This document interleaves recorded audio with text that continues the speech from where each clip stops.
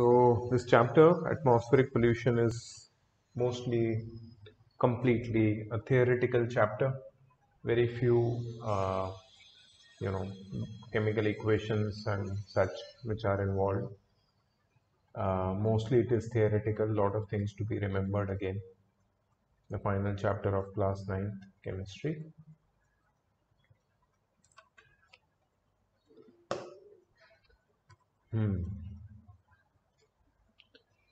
So what is basically pollution? Pollution का यहाँ पे example दिया है, and the pollution which we are studying is environmental pollution.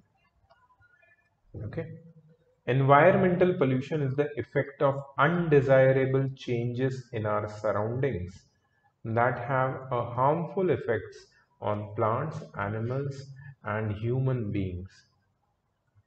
Effect of undesirable changes which is harmful to us, to living beings, is known as environmental pollution. Pollution means to make dirty, to make something dirty. That is pollution. So pollution होता किसकी वजह से? Pollution happens due to some foreign particles or some particles which degrade the quality of certain substances which are known as pollutants. So pollutants, they contaminate and degrade Earth's environment, and they have an adverse impact or effect not only on human life but also on plants and animals' lives. So pollutants can be spread in two ways. One is natural and one is man-made. Nature can also pollute itself. Can everyone hear me clearly? Yes, sir. Okay, Dhani had some problem, she left. Okay, anyways. So pollutants are basically some particles which are toxic in nature. And these toxic particles are not only the result of man-made activities or artificial activities of men, but also some natural causes. Natural causes से भी toxic particles add हो सकते हैं environment में, जिससे pollution create हो सकता है. सो यहाँ पे नेचुरल एयर पोल्यूटेंट्स को पहले तो क्लासिफाई किया है. The first kind of natural source from which air pollutants are created are volcanoes. Volcanoes में ना बहुत सारे गैसेस होते हैं which are not good for the life form which is surviving and all. जैसे कि carbon monoxide, very poisonous gas for us. Sulphur dioxide, hydrogen sulphide, chlorine, hydrogen chloride, hydrocarbons, and particulate matters like ashes, ash के छोटे particles. These are very bad for our lungs and for animals as well. So volcanoes can be considered as a natural source of air pollution. Decaying vegetation. Decaying vegetation, ये तुमने I think experience भी किया होगा. Do you know mangroves? Mangroves. There are some plants which grow near the creeks. Creeks are the part where ocean water approaches land mass. वहाँ पे हमेशा water होता है, एंड इस वाटर में generally it is saline water, और इस water में कुछ प्लांट्स ग्रो करते हैं जिनको बोलते हैं मैनग्रोव्स.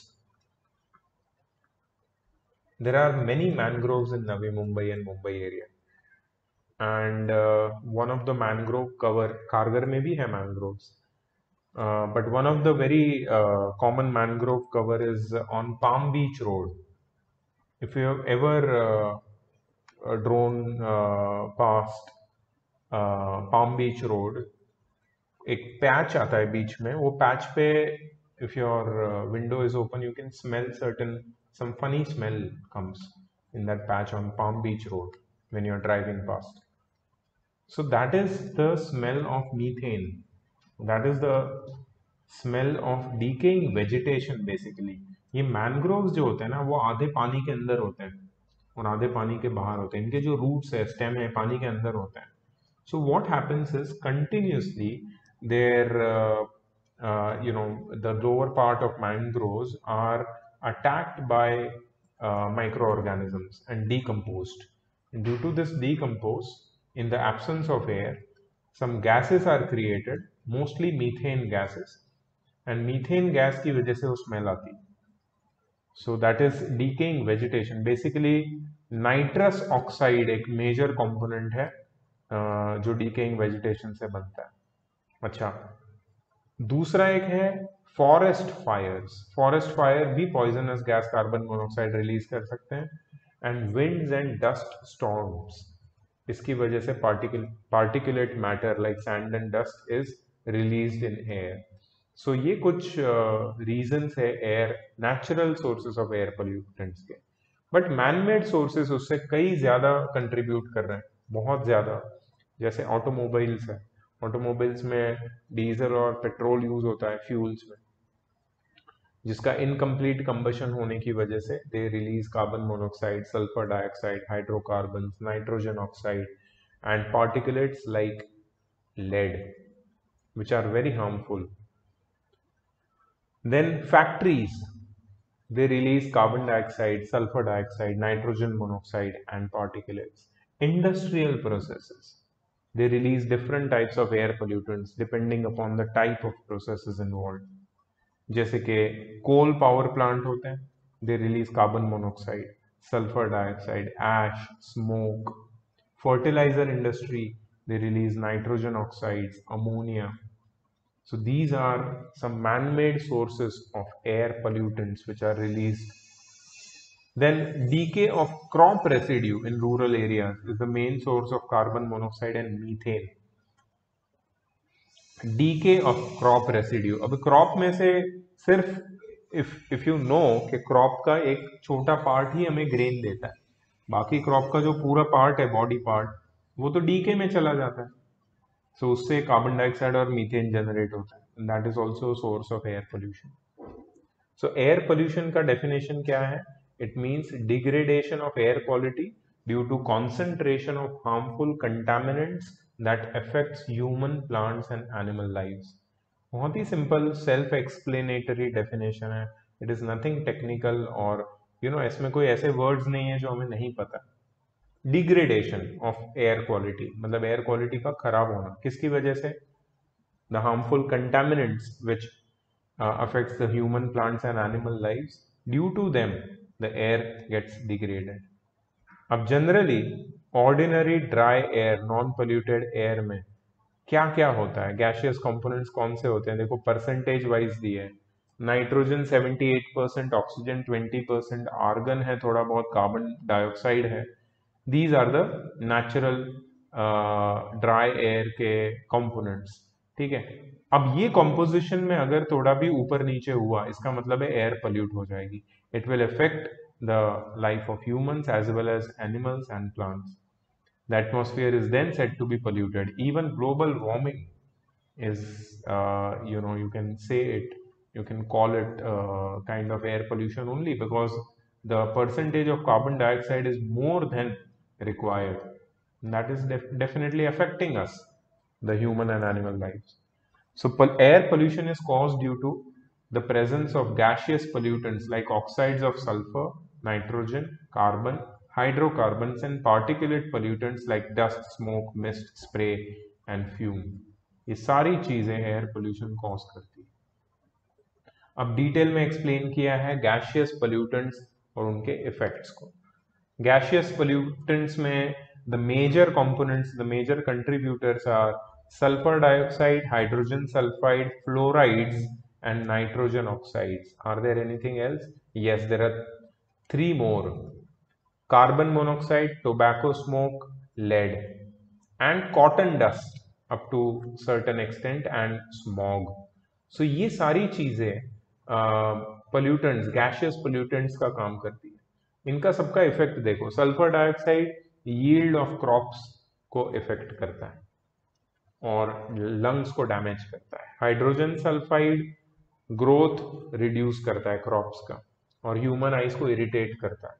फ्लोराइड्स वेजिटेशन को डिस्ट्रॉय करते हैं और टीथ और बोन्स को इफेक्ट करते हैं। नाइट्रोजन ऑक्साइड्स बहुत सारे प्लांट्स को किल कर देते हैं और कैंसर भी कॉज करते हैं। कार्बन मोनोऑक्साइड हमारे ब्लड से हीमोग्लोबिन को ऑक्सीजन ले जाने के लिए रोकता है, मतलब हमारे ब्लड में से ऑक्सीजन को निकाल देता है, जिससे हमारी सफोकेशन से डेथ हो जाती है, हमें पता भी नहीं चलता नींद में। ठीक है। Tobacco of course causes lung cancer. Lead जो मोटर व्हीकल्स से एमिट होता है due to the leaded petrols. Leaded fuel and unleaded fuel, दो टाइप के फ्यूल आते हैं। You should always use unleaded. Unleaded petrol ही अभी बिकता है ज्यादा because it does not have lead as a pollutant. So lead enters air from motor vehicles using tetraethyl lead. It impairs the body's metabolic activities. Then cotton dust produces lung fibrosis and smoke particles causes asthma and other lung diseases. फिर एक type का pollutant है air में, gas है, that is smog. A pollutant which is a combination of oxides of nitrogen, sulfur and of partially oxidized hydrocarbons and their derivatives produced by industries and automobiles form dark thick dust and soot laden fog and it is known as smog. तो smog बहुत ही noxious और irritating होता है। It reduces visibility. हमें लगता है कि morning में विंटर में वाओ कितनी ठंडी है, खिड़की खोल के सब पूरा एकदम फॉगी फॉगी एंड ऑल, लगता है लोनावला में बैठे हैं, but actually what you are inhaling you don't know, it kind of degrades your health if you inhale it in a large quantity. Mostly the other part of Kargar, which is the part which we don't like to go to generally, that is the other side of Central Park. वहाँ पे कुछ industries है पीछे, वहाँ से ये smoke निकलता है, then it combines with fog and it creates this smog and it's really irritating. It reduces visibility, induces respiratory troubles and can cause death by suffocation if the air quality drops down to dangerous levels. And this happens in northern India also. Delhi is the major sufferer of this issue, that is the air pollution. That is mostly the biggest contributor is smog. So other main pollutants together contribute to more than 90% of global air pollution, and they are nitrogen dioxide, that is N2O, NO and NO2. N2O is nitrous oxide, dinitrogen oxide, NO is nitrogen monoxide, and NO2 is nitrogen dioxide. Hydrocarbons, mainly methane, sulfur dioxide and trioxide, hydrogen sulfide, carbon monoxide and particulate matter. ये सारे major sources है air pollution. ठीक है, अब nitrogen के ऊपर बात करते हैं। जब फ्यूल्स बर्न होते हैं फर्नेसेस में, हाई टेम्परेचर होता है और एयर में जो ऑक्सीजन और नाइट्रोजन होता है they combine at this high temperature, and this high temperature में ये नाइट्रोजन के ऑक्साइड्स बनाते हैं, and this is also created internal combustion engine, that is your vehicle का इंजन। तुम्हारे व्हीकल के इंजिन में भी नाइट्रोजन के ऑक्साइड्स बनते हैं और वो एग्जॉस्ट से निकलते हैं। नाइट्रिक एसिड, जब ये नाइट्रोजन के ऑक्साइड्स मॉइस्चर के साथ रिएक्ट करते हैं इन the presence of lightning, nitric acid create होता है और वो अर्थ पे रेन के साथ रिसीव होता है। और नाइट्रिक ऑक्साइड जनरली NO, ये ऑक्सीजन और ओजोन के साथ रिएक्ट करके नाइट्रोजन डाइऑक्साइड बनाता है, जिसके बहुत सारे हार्मफुल इफेक्ट्स होते हैं। यहाँ पे हार्मफुल इफेक्ट्स भी दिए हुए हैं। It causes irritation in mucus membrane. कुछ लोगों को एलर्जी हो जाती है, सुबह उठ के ही चीखने लगते हैं। मेरे साथ होती है बहुत बार। When at certain times of the morning I sneeze. मेरे एक फ्रेंड को इश्यू है, वो रात को, एक शाम को कुछ टाइम पे वो बहुत खांसता है, वेदर उसको कोई इश्यू नहीं है, but this is just irritation caused by pollutants. Then large concentration of NO2, उससे सीरियस लंग डिसीजेस होते हैं. Nitrogen dioxide can cause serious injury to vegetation, it damages plants.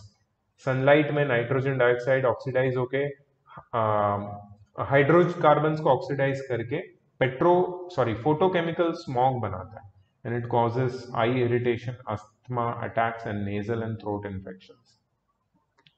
फिर compounds of sulphur as pollutants. Sulphur के compound, sulphur dioxide, sulphur trioxide, hydrogen sulphide, ठीक है, ये भी pollutants होते हैं. So hydrogen sulphide is produced by decaying organic matter such as rotten vegetables, by sewage and certain industrial operations. Harmful effects है उसके कुछ, ये नोजिया क्रिएट करते हैं और आई को इरिटेट करते हैं, थ्रोट को इरिटेट करते हैं क्योंकि उनका नेचर एसिडिक होता है. सल्फर डाइऑक्साइड और sulphur trioxide combustion of sulphur containing fuel से प्रोड्यूस होता है, जैसे coal and oil. When coal and oil gets burnt, they produce sulfur dioxide and trioxide. And it is also produced by metallurgical processes involving sulfide ores. This you are going to study in class 10, where there is a chapter called metallurgy, जहाँ पे तुम metals को कैसे purify करना वो सीखोगे. तो metals के purification process से भी sulfur dioxide और trioxide produce होते हैं, which is in an industry, metallic industry, on large scale it is produced. So इसके harmful effects क्या है? It causes headache, vomiting and even death due to respiratory failure. It destroys vegetation and weakens building materials on constructions. It mixes with smoke and fog to form smog, which is very harmful.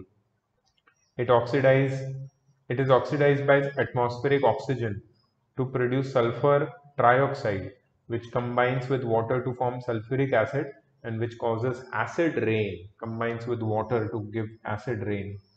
इसके बाद है carbon monoxide. Carbon monoxide incomplete combustion of fuels से बनता है and it is highly poisonous.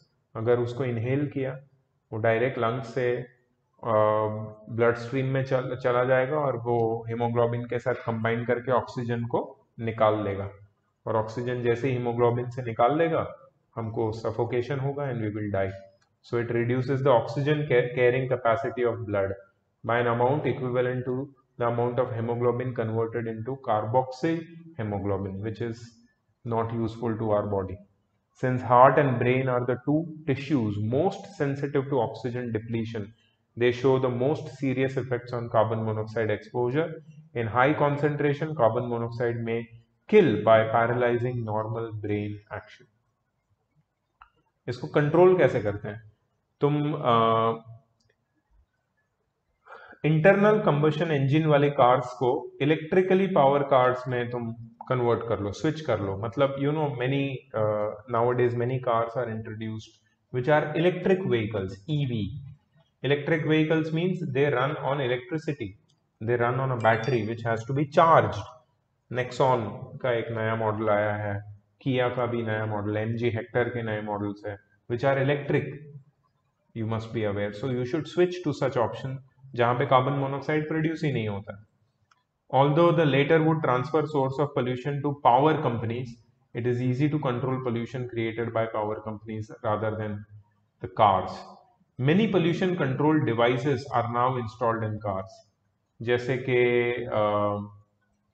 एक ऐसा device है जो गैसोलीन मतलब तुम्हारे पेट्रोल को कंप्लीटली बर्न करने में हेल्प करता है, जिससे पोल्यूशन कम होता है और कार्बन मोनोक्साइड प्रोड्यूस होने से मतलब उनकी क्वांटिटी को कम कर देता है कार्बन मोनोक्साइड की. फिर फ्यूल्स या गैसोलीन या पेट्रोल के सब्स्टिट्यूट यूज करते हैं, जैसे कि बहुत सारे कार्स में CNG लगा होता है, CNG compressed natural gas, LNG liquefied natural gas. तो इसको बहुत ज़्यादा यूज करने से ये प्रॉब्लम सॉल्व हो सकता है कार्बन मोनोक्साइड पोल्यूशन का. देन कैटालिटिक कन्वर्टर्स, नाइट्रोजन के जो ऑक्साइड्स हैं उसको नाइट्रोजन में कन्वर्ट कर सकते हैं एंड कार्बन मोनोक्साइड को कार्बन डाइऑक्साइड में कन्वर्ट कर सकते हैं, thus reducing their harmful effects on a large scale. ठीक है। सो ये जो फर्स्ट पार्ट ऑफ चैप्टर था, as you saw, you heard me, that it was completely theoretical, completely. और एटमॉस्फेरिक पोल्यूशन कोई नया टॉपिक नहीं है, सिर्फ इसके जो डिटेल्स है वो थोड़े नए हैं, वो तुम्हें गो थ्रू करना पड़ेगा। So this was dedicated to atmospheric pollution, the air pollution basically. जो सेकेंड पार्ट है चैप्टर का, that is dedicated to acid rain. Acid rain भी बहुत ही यूनिक फिनोमेना है। So acid rain air pollution से लिंक्ड है। How it is linked with air pollution, that some harmful gases like oxides of nitrogen and sulfur, they get dissolved in moisture present in air, in the rain, precipitation basically, and they come down as a compound which is highly acidic in nature, which is acid rain. ठीक है। So ये acid rain में nitric acid, sulphuric acid, sulphurous acid, ऐसे acids पाए गए। अब ये acid, just imagine, ये एसिड जब हमारे अर्थ पे गिरेंगे तो किसके कांटेक्ट में आएंगे? सबसे पहले सॉइल, सॉइल के कांटेक्ट में आएंगे। सॉइल को जब ज्यादा एसिडिक बना दोगे तुम, एसिड रेन उसमें गिरेगा, तो सॉइल की अल्कलिनिटी या न्यूट्रल जो बिहेवियर है वो लॉस हो जाएगा, तो उसमें बहुत सारे प्लांट्स, वेजिटेशन ग्रो नहीं हो सकते। ठीक है। तो एसिडिक सॉइल सिर्फ कुछ ही टाइप के प्लांट्स ग्रो कर सकता है, अगर बाकी कुछ प्लांट्स है उसमें तो वो डिस्ट्रॉय हो जाएंगे। सेकेंड, वो कांटेक्ट में आते हैं बिल्डिंग्स के, मॉन्यूमेंट्स के। तो जो भी बिल्डिंग्स है, जो भी स्ट्रक्चर्स है, वो सारे डैमेज होते हैं एसिड रेन से। उनके ऊपर जो पेंट या फिर उनके ऊपर जो प्लास्टर है या जो उनके ब्रिक वर्क है या जो स्टोन है उनके ऊपर, वो सारे डैमेज हो सकते हैं। So monuments, buildings can get damage, उनके फाउंडेशन भी वीक हो सकते हैं। acid is very corrosive in nature. Third, trees के कांटेक्ट में आएंगे, वेजिटेशन डेफिनेटली इफेक्ट होगा एसिड रेन से, उसमें वेजिटेशन को हार्म होगा। ठीक है। ग्रीन लेयर अपना अर्थ का कम होगा। फोर्थ, जो जिसके कांटेक्ट में आएंगे, दैट इज ह्यूमन बीइंग्स। हमारी स्किन के साथ जब ये एसिड रेन कांटेक्ट में आता है तो क्या होता है? स्किन में एलर्जीज होती है, इरिटेशन होता है, our skin gets affected in very bad manner, and it is not a very harmful acid and will not die in the rain instantly, but yeah, the acid will definitely in a long term, will, when it is mixed with the water which we bathe in, or when what we drink, it is affecting us externally also and internally also। हमारे सारे organs को ये acid rain affect करता है। ठीक है। So we know now कि acid rain के डेफिनेटली हार्मफुल इफेक्ट्स तो है। तो इसके कॉम्पोजिशन मैंने बताया, nitric acid, sulphuric acid, sulphurous acid. ठीक है। सो जब ऑक्साइड्स ऑफ नाइट्रोजन और सल्फर वाटर में, रेन वाटर में डिसॉल्व होते हैं, they bring in the acid rain.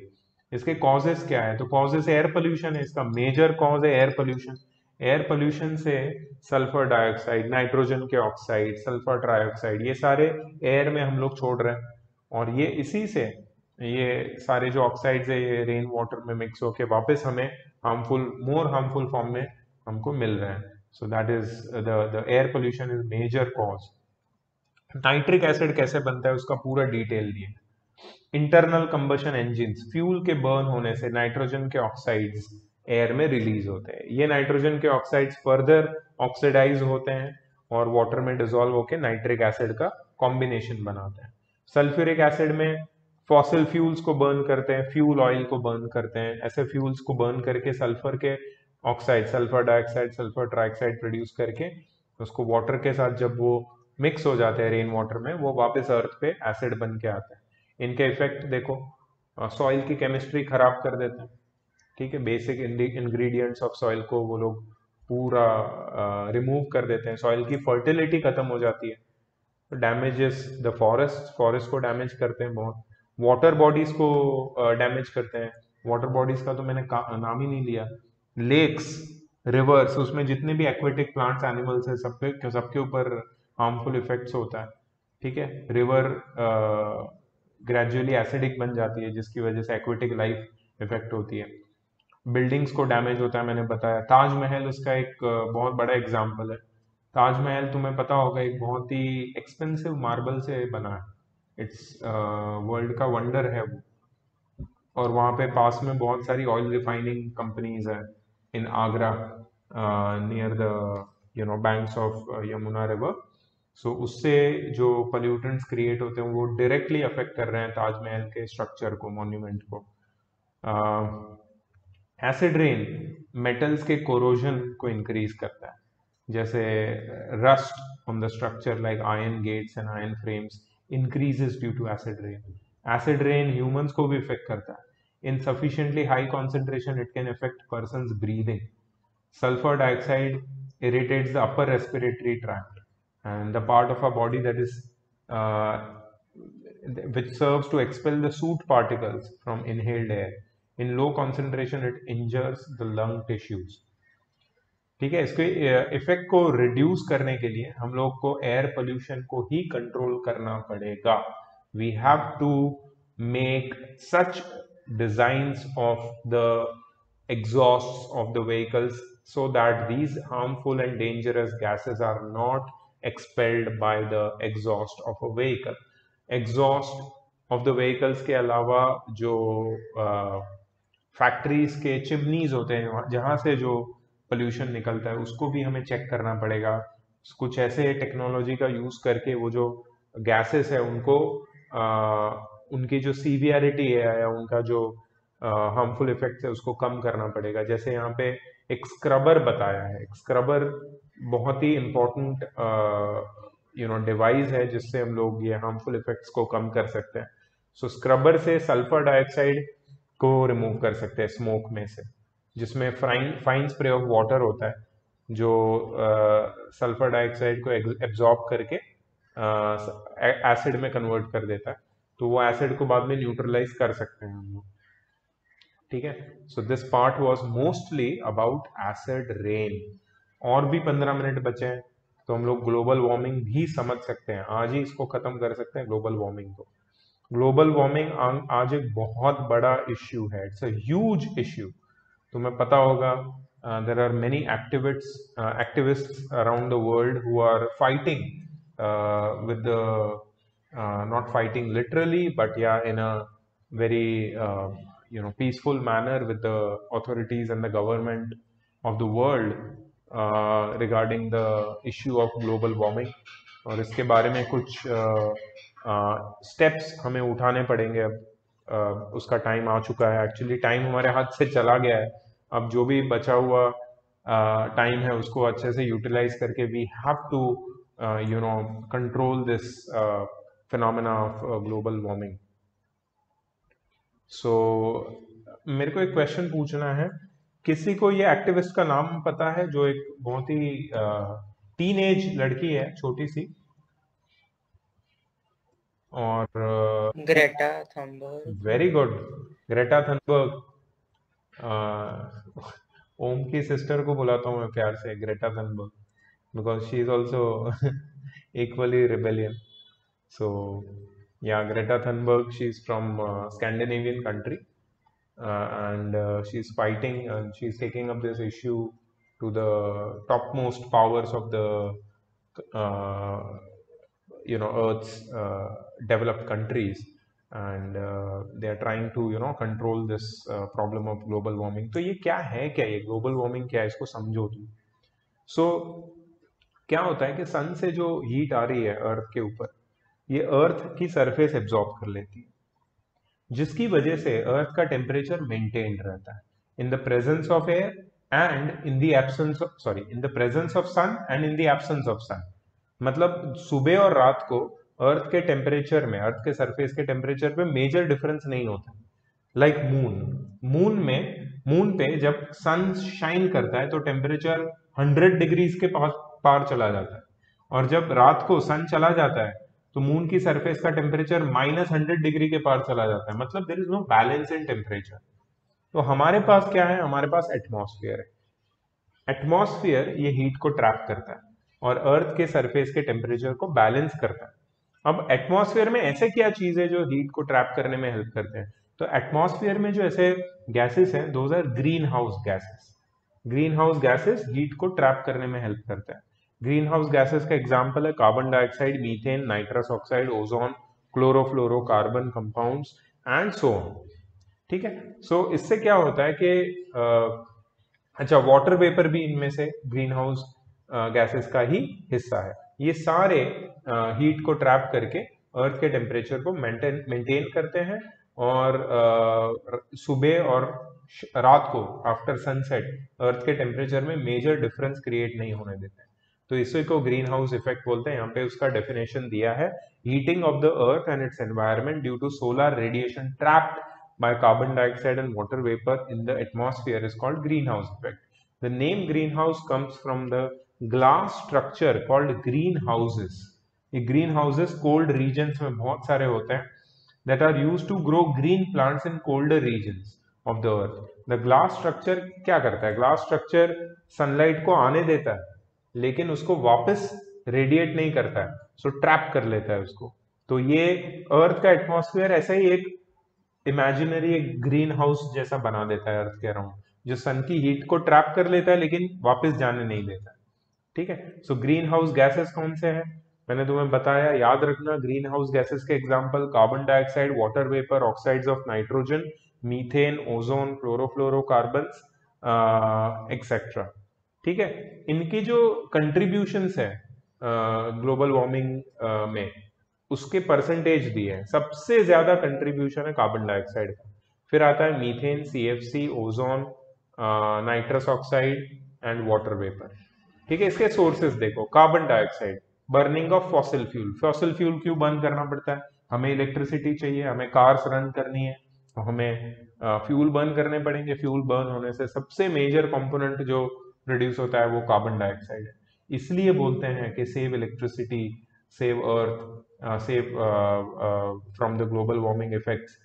अगर कुछ इलेक्ट्रिसिटी या लाइट्स की जरूरत नहीं है तो उसको शट डाउन कर दो।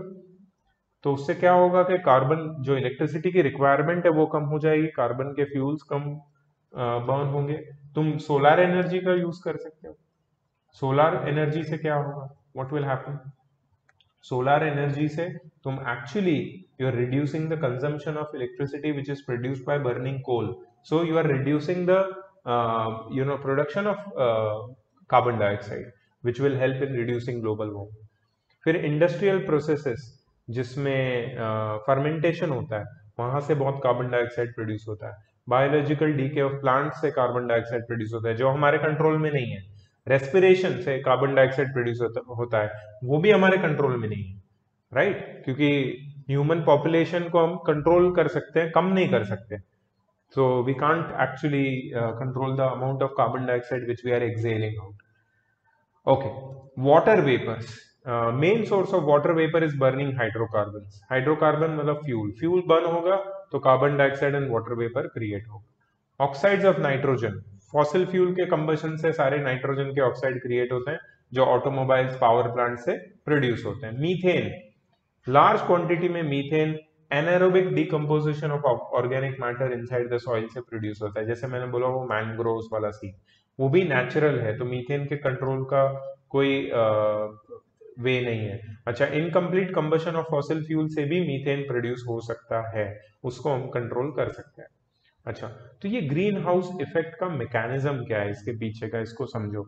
सनलाइट जो अर्थ पे आ रहा है, इसके पास 3 टाइप के रेडिएशंस होते हैं. एक तो है UV, ultra violet, visible radiation जो हमें लाइट दिखती है, और तीसरा है इनविजिबल है, ये भी यूवी इनविजिबल है, और इंफ्रारेड तीसरा, वो भी इनविजिबल है. तो सनलाइट जब एटमॉस्फेयर से पास होता है, यूवी तो एब्जॉर्ब हो जाता है. कौन एब्जॉर्ब करता है यूवी को? ओजोन. ओजोन हेल्प करता है हमें यूवी को हम तक नहीं पहुंचने देने में. Ozone actually protects us from UV, ultraviolet radiation, because ultraviolet radiations can be actually very very harmful for the life on earth. ठीक है, इंफ्रारेड रेडिएशन अर्थ के सरफेस पे आ जाता है और वो अर्थ की सरफेस को हीट करता है. अच्छा, अर्थ की सरफेस जैसे हॉट होती है, वो रेडिएशंस को वापस स्पेस में री एमिट करने लगती है. ठीक है, बट उसका जो एनर्जी है री एमिशन का वो कम रहता है. जितना इनकमिंग है उससे कम आउटगोइंग एनर्जी में स्पेंड होता है. ठीक है, सो मतलब outgoing radiations are lesser than incoming radiations, right? Okay. Some emitted infrared radiations escape from Earth's surface and some are absorbed by carbon dioxide. जो re-emitted radiations है वो या तो अर्थ से निकल जाते हैं और या तो कार्बन डाइऑक्साइड उनको ट्रैप कर लेता है। जैसे ही कार्बन डाइऑक्साइड उनको ट्रैप कर लेता है वो अर्थ में ही रखता है उसको, अर्थ के एटमॉस्फेयर के अंदर, मतलब टेम्परेचर अर्थ का बढ़ाता है। Trapped radiation warms both the earth surface and lowers the part of atmosphere, lower part of the atmosphere. Advantage क्या है? एडवांटेज यही है कि लाइफ ऑन अर्थ पॉसिबल इसलिए है बिकॉज ग्रीन हाउस गैसेस है, नहीं तो अर्थ का टेम्परेचर कैसे मेंटेन रहता रात को और दिन को। ठीक है, इवेपोरेशन ऑफ वाटर के लिए कितना जरूरी है, ग्रीन हाउस गैसेज है इसलिए अर्थ का टेम्परेचर मेंटेन, और इसलिए वाटर इवेपोरेट होके वाटर साइकिल कन्वर्ट होता है, उससे वाटर साइकिल में हेल्प होती है। तो rain and then season change होते हैं और रेन आता है and you know the life on earth goes on, so it is very necessary. So although greenhouse gases are important for the survival of life on earth, there is an optimum level for them. Optimum मतलब maximum, उससे ज्यादा नहीं होने चाहिए, excess नहीं होने चाहिए। If the proportion of greenhouse gases increases, earth's temperature will also rise. Rise in average temperature of earth's surface is called global warming. हमें ग्लोबल वार्मिंग नहीं चाहिए, we don't want global warming. A slight increase in the world's temperature, say of 1 degree to 3 degree, can have far-reaching consequences of Earth's environment. तो अर्थ के environment के पे इसके बहुत ही dangerous consequences हमें अभी से देखने मिलते हैं। Climate change, it is the major effect of global warming. Rise in the sea level, जो यहाँ पे उन्होंने दिया है, सी लेवल राइज होगा तो बहुत सारे सिटीज और जो टाउन्स और जो विलेजेस है on the coastal areas, they will drown in sea water. तो just imagine we are losing the land, if you are losing the land, human population कहां पे जाएगी, राइट? फिर वाटर बॉडीज से ज्यादा वाटर इवेपोरेट होगा, इससे क्या होगा, ग्रीन हाउस इफेक्ट और बढ़ेगा। So it is kind of a resonating effect. Then global warming can lead in changes in rain pattern, जहां पे रेन कम है वहां पे एक्सेस रेन आएगा, जहां पे रेन एक्सेस है वहां पे कम हो जाएगा, या फिर ऐसे रैंडम चीजें होंगे। हो सकता है कि मुंबई में ड्रॉट आ जाए, पानी की कमी हो जाए, लोगों को शिफ्ट होना पड़े, और हो भी रहा है। Many peoples are migrating due to the shortage of water in many parts of India, this is happening. ठीक है, रशिया और कनाडा में अगर तुम देखोगे तो पूरा व्हीट प्रोड्यूसिंग जोन उधर शिफ्ट हो रहा है, क्योंकि वहां पे क्लाइमेट चेंज हो रहा है। Change in rain pattern due to global warming will also affect trees and plants in forests that are natural habitats of wildlife. With destruction of forests, many species of wildlife will also begin to die out. If the level of carbon dioxide continue to rise at the present rate, the earth will become warmer by 1 degree to 3 degree by 2050 AD. अच्छा, इसको reduce कैसे कर सकते हैं global warming को? Automobiles का use minimise करो, cycle पे घूमो। मैं साइकिल पे घूमता हूँ, जब मुझे जरूरत नहीं है कार को मैं नहीं यूज करता। दैट्स अ वे, तुम फिट भी रहोगे और तुम ग्लोबल वार्मिंग को रिड्यूस करोगे। Plant more trees to increase green cover. Avoid burning of dry leaves, woods, don't burn it unnecessarily. Avoid smoking, it is illegal to smoke in public places and workplaces because smoke is harmful not only for the environment but also to the person who's smoking and the people who are sitting nearby. Help people in understanding global warming. Most people are unaware about it. Spread awareness. ठीक है, so ये C part था, छोटा सा part था। इसके बाद है ओजोन वाला पार्ट है, जो हम लोग नेक्स्ट लेक्चर में करेंगे, and the chapter gets over here. तो most of the chapter we have completed. 3 exercise तुम्हारी होमवर्क है, 8A, B, C, जो तुम कंप्लीट करके सबमिट करोगे। ठीक है, और अब इसके बाद हम लोग जो कुछ चैप्टर मैथ्स के बचे हैं उसका रिवीजन करेंगे। ये खत्म करने के बाद this is just a matter of 20 minutes more and this part will be over. अगर कल पॉसिबल हुआ तो मैं लेक्चर लेना चाहूंगा इसका, सिर्फ इसको खत्म करने के लिए। Is it okay everyone? So I'm not sure about it. I will message you if it is possible. Is it okay?